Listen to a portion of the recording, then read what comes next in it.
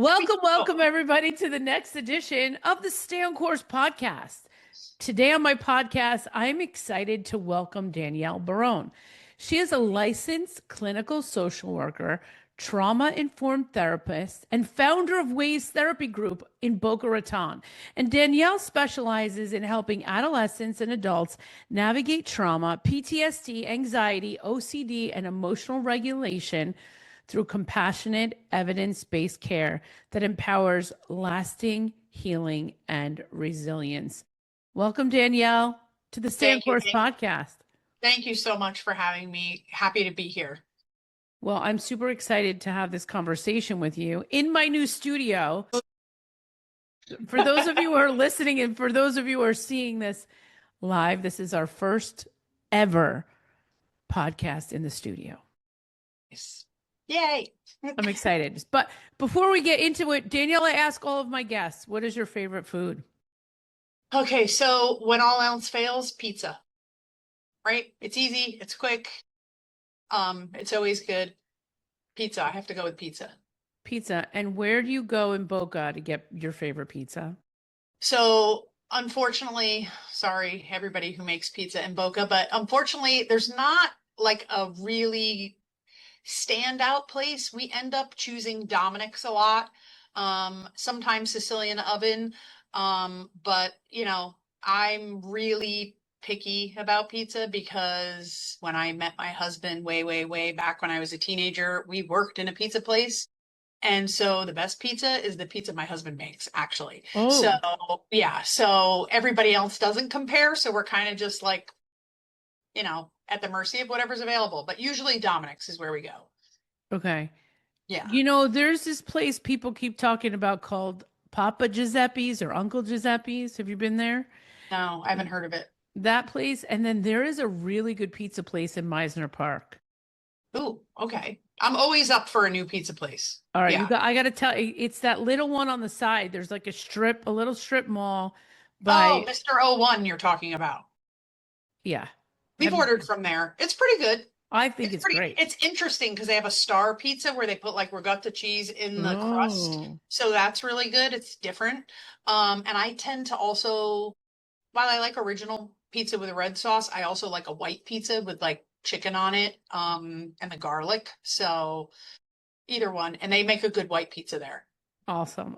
Yeah. Well, yeah. I'm so excited. We're going to be talking about thriving in college today. And yes. Thriving in College is a workshop that you and I are going to be hosting. Correct. This June 26th and June 27th, we are hosting a Thrive in College event at FAU. Danielle, tell us a little bit about why is this so important and why right now? Okay, so the main population of people I see is adolescents and young adults. So I should say probably half my caseload are kids in college, right? So I start with them in high school. We're working to transition them towards college, or, I start with them in senior year of high school. Next thing you know, I'm working with them all through college.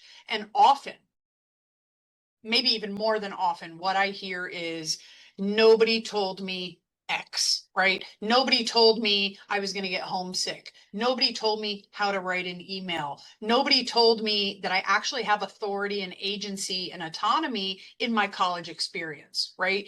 Also, I don't know where to find my people. I don't know how to connect with others. I don't even know where things are on the campus. So, everybody goes on the college tour and it's really exciting. There's a lot of emotions that are happening for that incoming college freshman. And we're not really on the campus looking for where the medical center is, or for where mental health services are, or how to find where the clubs are, or Greek life, or anything like that. So pretty regularly in that first semester, there's actually a statistic, 94% of incoming college freshmen within that first semester are homesick. I want to come home. I hate it. I can't find my people. I hate my roommate. All these different things. And they're not really ever dealing with these situations coming from a level of emotional resilience. They're crumbling, or they're falling back on their parents. And oftentimes we also see parents feeling like, oh my God, what do I do? Do I bring my kid home? It'll be okay. Or now they're calling their parents all the time instead of thriving in college, right? So this was born out of understanding that there is this need for kids as they're transitioning into college life and adulthood, not only for the child, but for the parent, right? Parent needs to kind of walk alongside their journey and help them by guiding them instead of creating this anxious space where they kind of both join in this emotional upset, because it really is emotional to let, we have kids that went to college, right? It's really emotional to let them go, and we have to let them go. But now how are they going to fare once they get there? And oftentimes we think, well, they did great in high school, they were doing all these things, all the right things that got in, and now we send them off. And at some level, they're still really young in terms of how do I approach my adult life independently, because now they're in a space, and if they're at a university, they're in a space with actual adults that are now going to grad school. They might be in a class with people who are 21, 22, and they just turned 18. Or they're conversing or having, they're crossing paths with people that are 24, 25, 26, because they're in law school or a dental program, so on and so forth. So really feeling like they're at the bottom of the totem pole and really alone in that process. Yeah. I like what you said, that nobody teaches them how to do this. It's kind of like when you have a baby for the first time, for those adults who, nobody ever tells you what to do when you have a baby, and nobody tells you what to do and how to behave when you go to college. And so it's very funny because I came up with this pep talk that I would give. Mhm. And so all of my friends who had kids, they would just give me their kids for an hour, and I would begin to tell them like my ingredients for success for college. And that's why I wanted to get involved in this with you, because I realized that college is a very huge transition. Oh yeah, It's a huge for sure. transition, and it's an emotional transition. I think it's probably one of the most complicated transitions that we have in life. Oh, 100%. And it's interesting how life kind of sets us up for the next thing, right? Before we throw our kids into the professional adult world, we have college, right? Mm. So they're pulling away from us, they're finding their independence, they're learning their way, but not fully, right? Because they can still lean on us. They're not on their own living in a home with a mortgage and bills and responsibility and a family yet. But also, we just expect that they should be able to figure it out. And a lot of times they're not equipped to do that because they don't understand what they don't know yet, Yeah.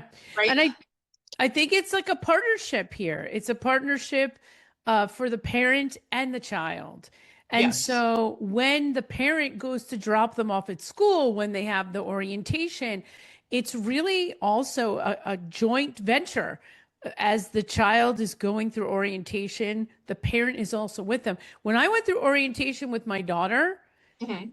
she wanted to pass by all the tables. I'm like, no, we are going to every single table, and we're going to find about every single service that the school offers, because they are here to give us information. So if they're Yep. giving us information, we need to take that information. They're there for a reason. And so a 100%. lot of schools have the resources, they are there.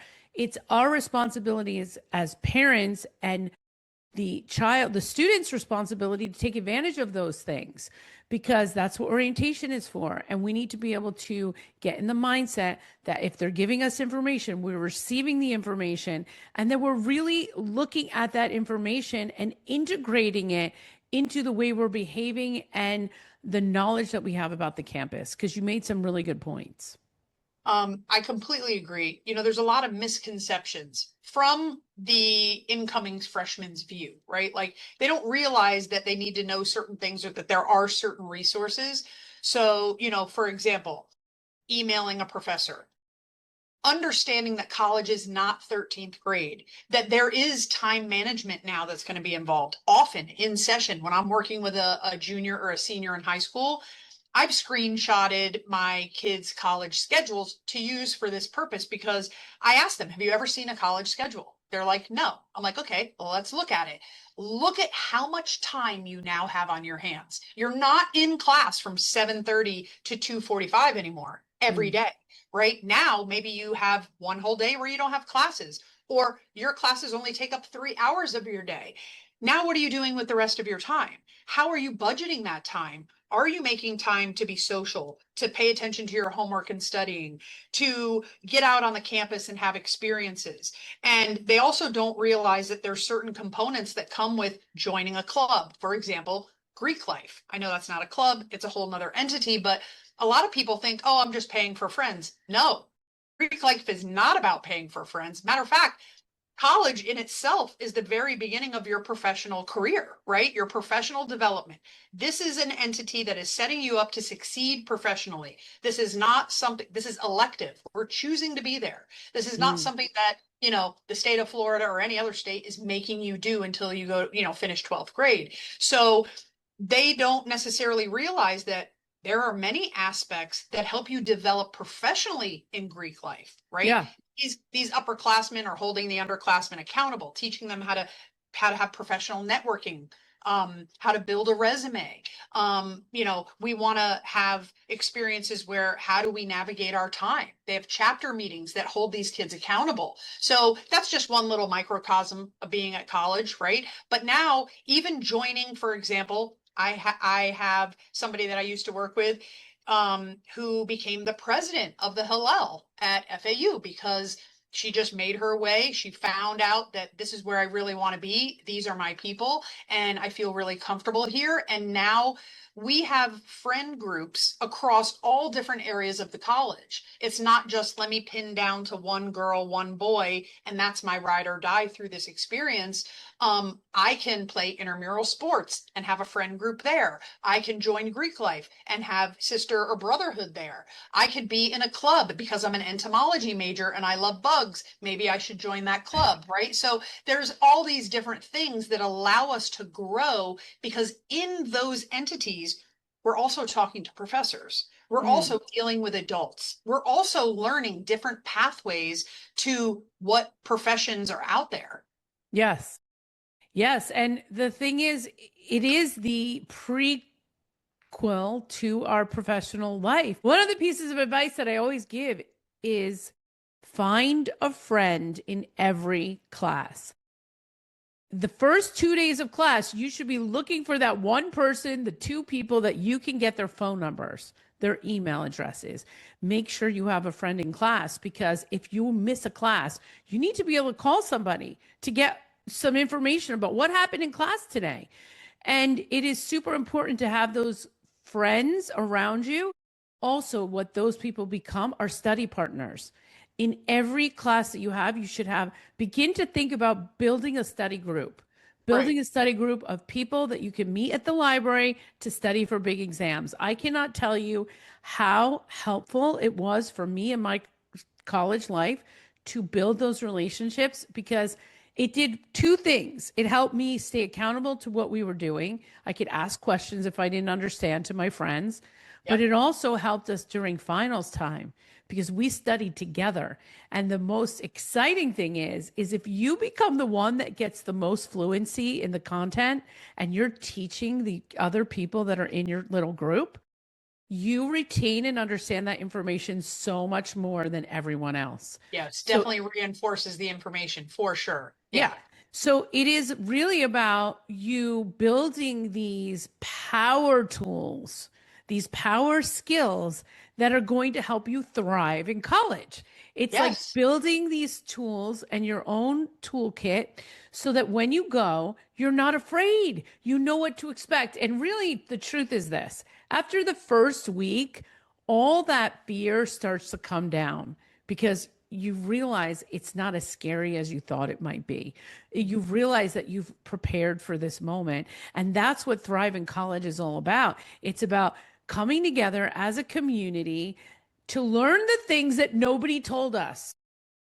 100%. And also like, the whole topic of, and this is one thing that we're definitely going to discuss in the workshop is boundary setting, right? Like Mm. being able to set boundaries with your peers, with your roommate, right? I can't tell you how many horror stories I've heard in the first year. And by the way, it is definitely the smart choice to live in the dorm and go through whatever that experience is going to be. Because not only do you meet possible lifetime friends on your dorm floor, but you might be in a situation where you do not get along with your roommate, or they don't live like you live, or they're really messy, or whatever. There is so much growth and resilience that happens in that, Mm, because you have to have hard conversations. You have to set boundaries with people. You have yeah. to be able to say no. And in this age group, we're still very focused on, oh, no, what do they think of me? We're not really full-fledged adult yet, right? There's not anything that we're necessarily responsible for other than just getting through this and doing our homework, right? And that's not true. You're actually responsible for a lot of things. You're responsible to be able to have an adult conversation with a peer about something that makes you uncomfortable, or being able to say no to something, right? And a lot of times, just wanting to fit in gets in the way. Yeah. And, you know, as the student has friends, their friends are going through an emotional time too. 100%. So the the student could encounter somebody that is experiencing depression, that is experiencing anxiety, and so that person may be living with that person, and now they need to know how to navigate different things that are coming up and the warning signs, when to contact your RA if something is going wrong. It's going to be really important for them to understand when to contact their RA, when to call building services, when to call, speak to somebody at the cafeteria. When do we need to reach out to some higher level professionals to get involved because something is going wrong? You know, one of the things that I can laugh about this is when I got to move my daughter in, the shower wasn't working right. Mhm. And so now you got to call to make sure the shower is working right or the electricity isn't working right. All those adult like things. I mean, Right. you need to know how to deal with them. And you also need to know how to deal with people that could be potential threats to you or others. Yes. Yes. I remember when we moved Dominic in, we were having an issue, the whole IT issue, setting up his room, connecting to the internet, getting on the school's, different programs and platforms. He had to take care of all of that, right? I could have very easily jumped on the phone and said, oh, blah, blah, blah. He had to do it. He knew who to contact.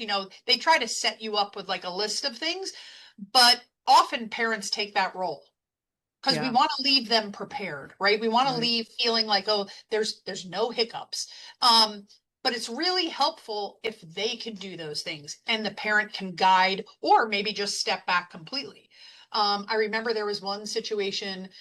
Michael was rushing a fraternity, or excuse me, pledging. He's in the pledging process, first year of a fraternity. And, it's a lot. If you don't know anything about Greek life, it's a lot of responsibility and expectation, also while trying to manage your very first semester at college. And he missed an exam.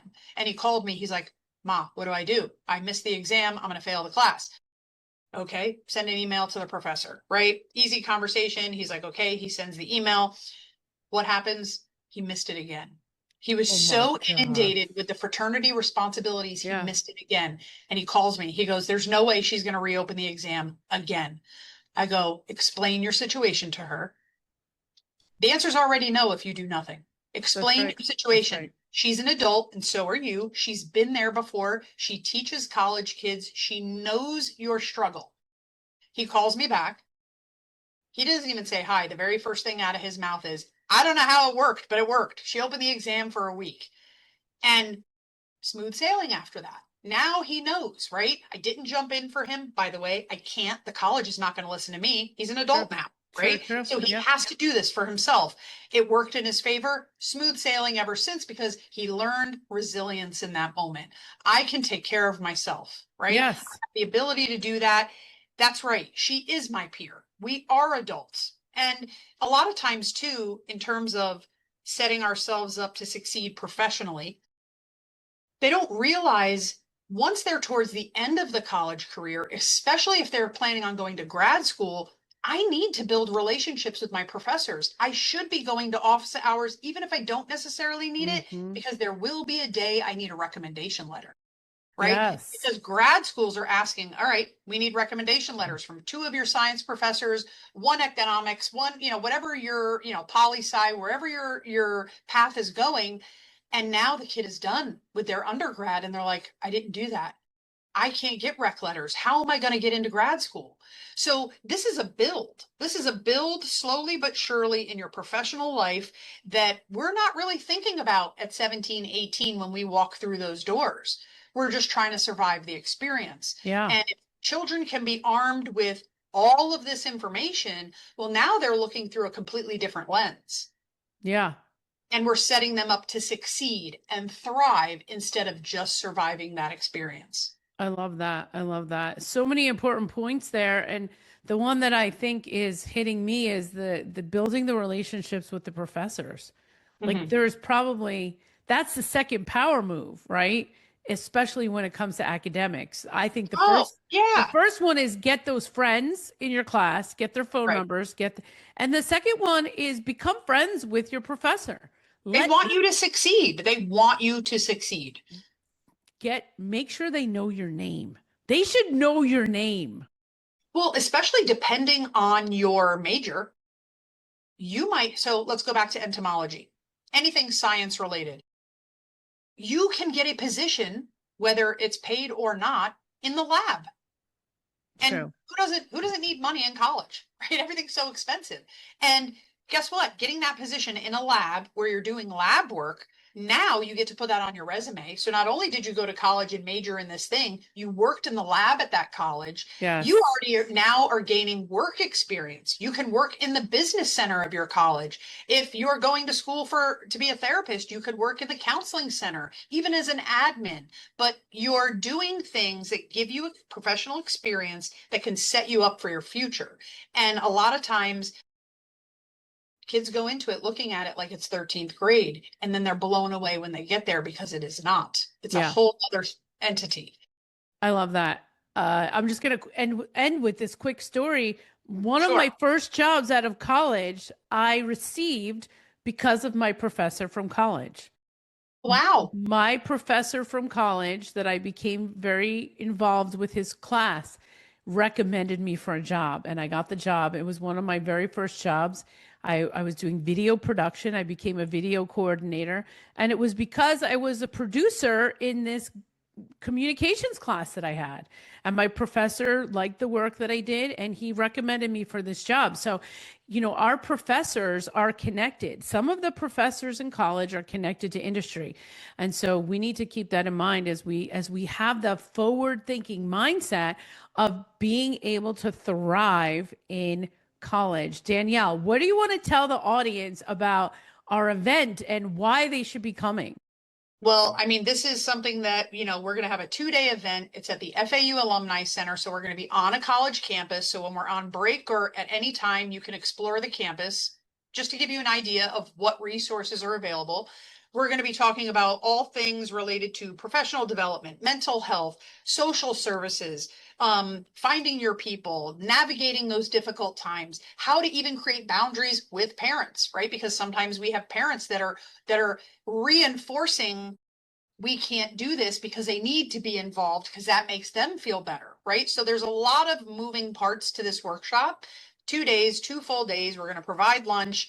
And we're really excited to see how this develops because what I am learning in my private practice is this is really needed. Kids are really feeling underprepared. I love this. Well, you heard it here on the Stay on Course podcast. Thrive in College, June 26th, June 27th in Boca at FAU University.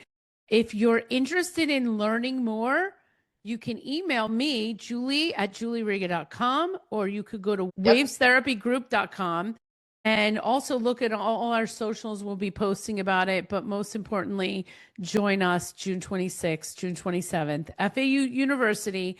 And I want to thank you, Danielle, for this amazing conversation today. Of course, anytime. And I'm happy to do it. I love what I do and it's definitely something that's needed. So I had to fill the gap.